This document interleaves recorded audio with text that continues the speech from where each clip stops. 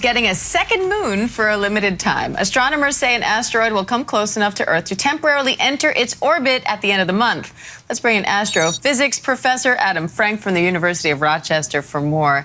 Adam, what can you tell us about this so-called mini moon, and how does this work?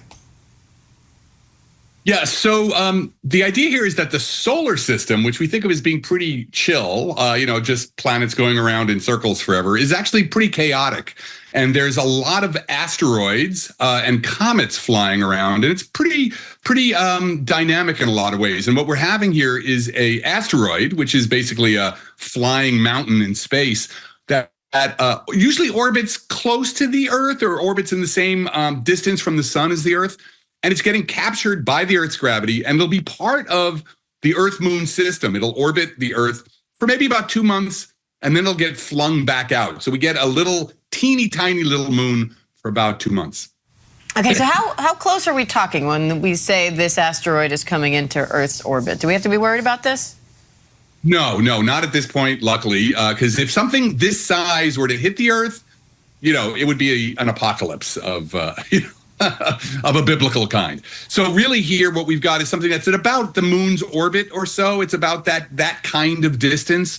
So in no way is it going to get close enough to threaten us in any way. But, the important thing here is that we watch the skies. Astronomers are spending a lot of time trying to catalog these classes of asteroids to make sure that we understand where all of them are. Because if any were to get close enough to the Earth, we thought there was a possibility of hitting us, we'd have to figure out how to divert it or do something to it to keep it from striking the Earth. So will we be able to see it? Do we need a telescope or any special eyewear, or can you see it with the naked eye?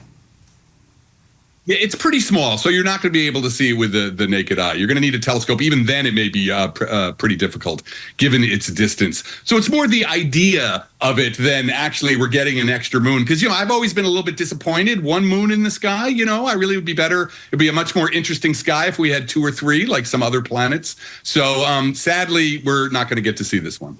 All right. Well, Adam, get working on that, will you? We want to see another moon. Working on it right now. By the way, I think you win the award for coolest Zoom background of any guest we've ever had. Thank you very much. Always got to be ready. Love it. Astrophysics professor Adam Frank.